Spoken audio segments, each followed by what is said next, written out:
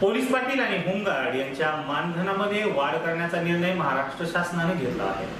राज्यातील पोलीस पाटलांना आता दरमहा 3000 रुपयांऐवजी 6500 रुपये मानधन देण्यात येणार असून होमगार्डना दरवर्षी 300 ऐवजी 570 रुपये मानधन दिले जाणार आहे।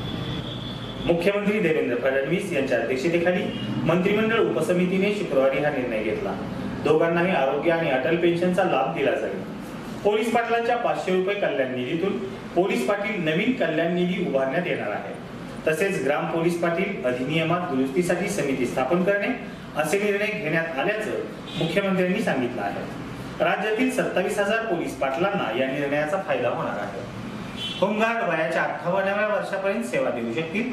त्यांना वर्षभरातून किमान 180 दिवस काम देण्यात येईल।